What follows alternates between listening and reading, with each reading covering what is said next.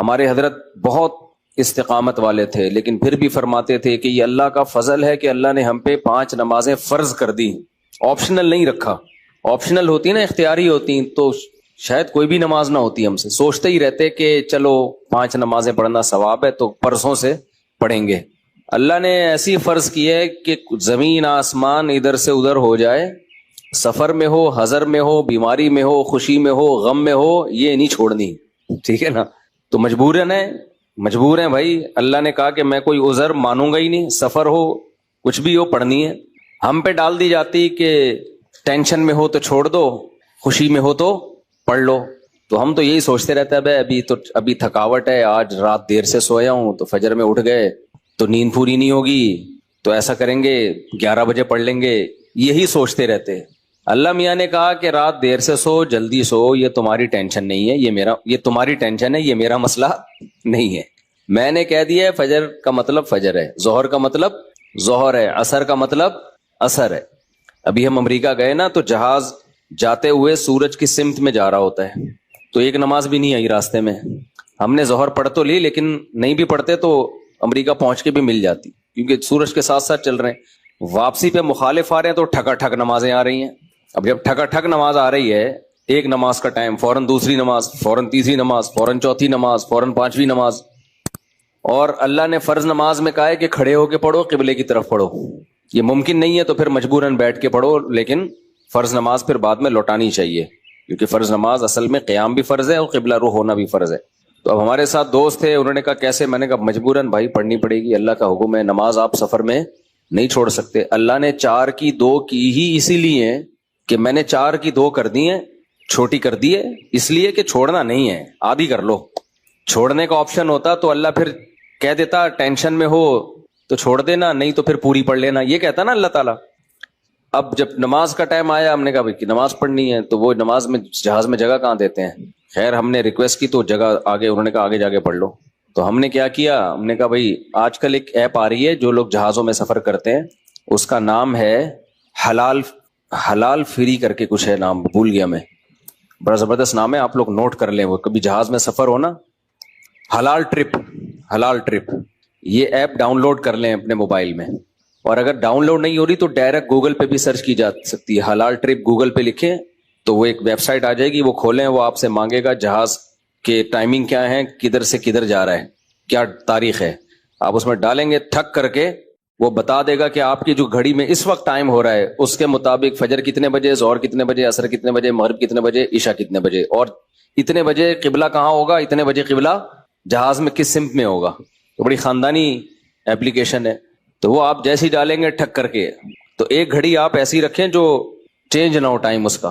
تو یہ خوب مسئلہ سمجھ لیں کہ جہاز میں آپ کو کھڑے ہو کر نماز پڑھنی ہے، اگر ممکن نہ ہو، اجازت نہ دیں، پھر مجبوراً بیٹھ کے پڑھیں، لیکن اس نماز کو لوٹا لیں۔ تو ہم نے تو کھڑے ہو کر اجازت مل گئی تھی، ہم نے کہا چلو پڑھتے ہیں۔ اس میں یہ آسانی ہے کہ ظہر اور عصر اکٹھی، لیکن کیسے اکٹھی؟ اس طرح سے اکٹھی کہ ہم نے دیکھا کہ ظہر کا ٹائم ختم ہو رہا ہے، فرض کریں 5 بجے ختم ہو رہا ہے، اور عصر کا ٹائم 5 بجے شروع ہو رہا ہے، تو ہم نے کیا کیا، وضو کر لیا، کیونکہ جہاز کے واش روم میں وضو کرنا بھی آسان کام نہیں ہے، تمیز سے وضو کیا کرو، وہاں پہ ایسا کیچڑ نہ کر دو کہ وہ بولیں نمازیوں پہ پابندی لگا دیں، اس میں وضو تمیز سے، پانی نہ گرے۔ میں تو وضو کر کے ٹیشو سے سب نیچے صاف کرتا ہوں، تاکہ کوئی نیا بندہ جائے نا، وہ یہ نہ کہے یہ مولویوں کی وجہ سے دیکھو کیچڑ کتنا ہو گیا، برا امیج نہ جائے، تو صاف ستھرا کر کے بالکل اس کو، کوئی بات نہیں، ہاتھ خراب ہو جائے گا اس کو دھو لو آرام سے، لیکن امیج اپنا خراب نہ کرو کہ یار یہ نمازی لوگ جب بھی جہاز میں آتے ہیں کیچڑ کر کے جاتے ہیں۔ ایک نے مجھے بتایا، پائلٹ نے، کہ ہم کہیں جا رہے تھے، کہیں اجتماع تھا، تو سارے نمازی بیٹھے ہوئے تھے جہاز میں، تو کہہ رہے جہاز کی حالت یہ ہو گئی تھی کہ جیسے کوئی تالاب بنا ہوا ہوتا ہے، سارے وضو کر کر کے آ رہے ہیں گیلے پاؤں کے ساتھ پورے جہاز میں، نا کہتے ہیں ایسا کیچڑ ہم نے زندگی میں کبھی نہیں دیکھا جہاز میں، تو کتنا برا امیج گیا نا۔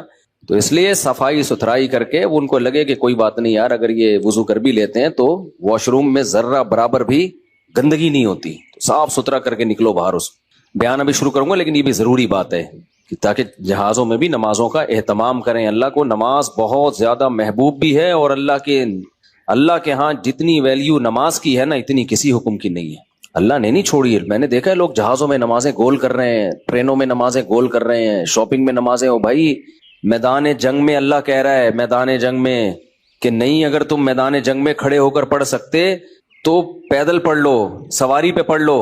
اے اللہ بعد میں پڑھ لیں گے نا, جنگ سے جب فارغ ہو جائیں گے پھر پڑھ لیں گے, ابھی کیا ٹینشن ہے. اللہ نے کہا ان الصلاۃ کانت علی المؤمنین کتابا موقوتا, نماز مومنین پر مقررہ اوقات میں فرض ہے, یہ نہیں ہے کہ بعد میں پڑھ لو. کتنے آرام سے کہتے ہیں بھی سفر میں ابھی کہاں جائیں کیا کریں. نہیں بھائی, نمازی آدمی زمین آسمان ادھر سے ادھر ہو جائے وہ کہتا ہے بھائی چھوڑنی نہیں ہے, کچھ بھی ہو جائے. آج نمازی بھی نمازی نہیں رہے ہیں. تو ہم نے یہ ضرور کیا کیونکہ اس میں وضو بہت مشکل کام ہے, تو اس میں پھر ہم نے یہ کیا کہ بھائی 5 بجے جیسے اپلیکیشن سے پتہ چل گیا شافی وقت کے مطابق 5 بجے ظہر قضا ہو رہی ہے, تو بھائی 4:45 پہ یا 4:50 پہ ہم نے ظہر پڑھ لی, قبلہ رخ کھڑے ہو کر 2 رکعت پڑھی ہیں. تھوڑی دیر میں عصر کا ٹائم ہو گیا, اسی وضو سے عصر نمٹا لی. سمجھتے ہو؟ تو یہ اس طرح سے نبی صلی اللہ علیہ وسلم نے نمازوں کو سفر میں جمع کیا ہے. اور یہ جو حدیث ہے نا جس میں آتا ہے نبی صلی اللہ علیہ وسلم نے بغیر کسی عذر کے سفر کے نمازیں اکٹھی پڑھی ہیں ظہر عصر کی, تو اس کا بھی یہی مطلب ہے. ایسے اکٹھی نہیں ہے کہ ظہر کو قضا کر دیا ہو یا عصر کو ظہر کے ٹائم پہ پڑھ لیا ہو, ورنہ پھر یہ جو آیت ہے حافظوا علی الصلوات والصلاۃ الوسطی, نمازوں کی حفاظت کرو خصوصاً عصر کی نماز کی, پھر اس کا مطلب کیا ہو گیا؟ اس کا تو پھر مطلب ہی نہیں بنتا کوئی. تو حدیث کی وہ تشریح کی جائے گی جو قرآن سے میچ کر رہی ہو. تو اس طرح سے پھر مغرب عشاء بھی ایسے پڑھ سکتے ہیں آپ. مغرب کو ڈیلے کر دیا, عام حالات میں یہ مناسب نہیں ہے, نبی صلی اللہ علیہ وسلم کا معمول نہیں تھا, لیکن کبھی کبھار کوئی عذر ہو تو اس طرح سے ڈیلے کیا جا سکتا ہے. تو مغرب کو تھوڑا ڈیلے کیا عشاء کے قریب. صحیح بخاری کی حدیث ہے, اس میں حضرت عبداللہ بن عمر نے اسی طرح جمع کیا ہے کہ مغرب پڑھی تلبس یسیرا, تھوڑی دیر ٹھہرے پھر عشاء پڑھ لی. تو اس سے پتہ چلتا ہے کہ جن حدیثوں میں آتا ہے اکٹھی پڑھی ہیں تو ان کا یہ مطلب ہے جو بخاری میں بیان. خیر ابھی یہ ٹاپک نہیں ہے کیونکہ لوگ کہتے ہیں کہ یہ لوگ حدیثوں کو نہیں مانتے, حدیثوں میں تو 2 نمازیں اکٹھی پڑھنے کا ہے. ہم مانتے ہیں اکٹھی, لیکن اکٹھی کا مطلب کیا ہے؟ تو خلاصہ یہ کہ کسی قیمت پہ بھائی نماز قضا بولو مت کرو. دیکھو بار بار ایک بات بیان کرتا ہوں, اللہ کے حکم میں آسانی ہے, لچک نہیں ہے. کیونکہ دنیا میں کوئی بھی قانون ساز اپنے قانون کو ہلکا نہیں سمجھتا. دنیا میں جو بھی حکومت ہوتی ہے قانون بنائے اور یہ کہے کہ یہ لازم ہے, اس کے بعد پھر وہ لازم نہ کرے, اور تو اس کا مطلب خود اپنے قانون کی ویلیو کو وہ ڈی ویلیو کر رہی ہے نا. یہی مطلب ہو گیا نا. دنیا میں کوئی یہ نہیں کرتا, تو اللہ قانون بنائے اور کہے کہ یہ فرض ہے, سفر میں بھی فرض ہے, حضر میں بھی فرض ہے, پھر اللہ کہ چلو میں نے کہہ تو دیا باقی تمہاری مرضی.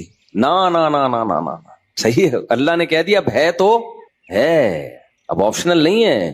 رمضان کے بار بار میں بتاتا ہوں نا, روزے میں مزدور کو بھی روزہ رکھنا پڑے گا, کتنی سخت گرمی ہو, کیونکہ اللہ نے قانون بنا دیا بھائی بیماری میں سفر میں چھوڑ سکتے ہو, اس کا مطلب تیسرا کوئی عذر نہیں ہے, رکھنا پڑے گا.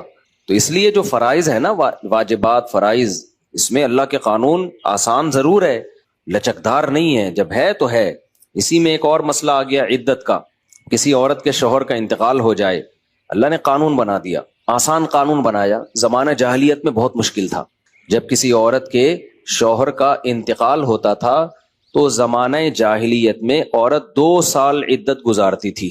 کتنی؟ 2 سال. اور اس 2 سال میں وہ میلی کچیلی رہتی تھی.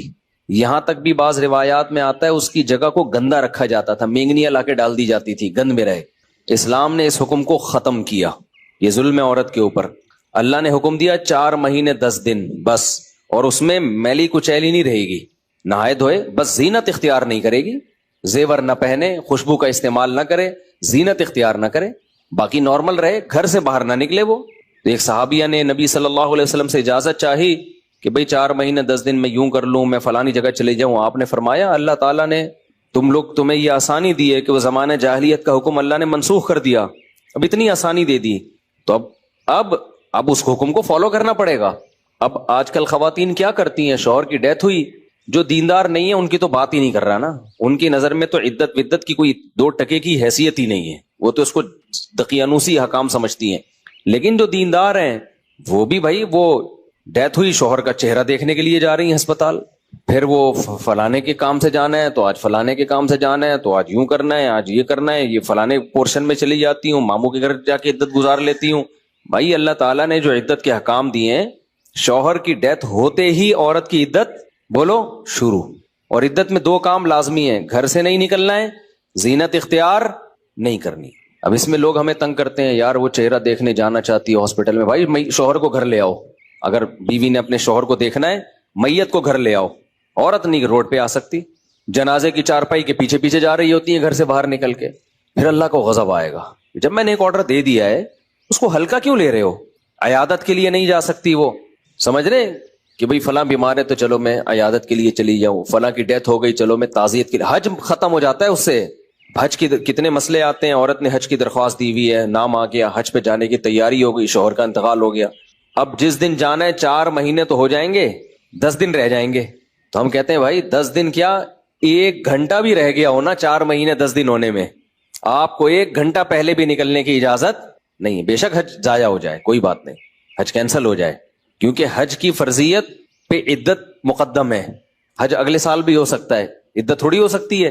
تو ہاں یہ اللہ نے آسانی رکھ دی ہے کہ جس عورت کا کوئی کمانے والا نہ ہو، اللہ نے لچک، جہاں شدید ضرورت تھی وہاں اللہ نے خود بخود لچک رکھ دی کہ بھوکے تو نہیں مر سکتے نا، کمانے والا کوئی نہیں ہے تو کمانے کے لیے جا سکتی ہے، مجبوری ہے بھائی کمانا.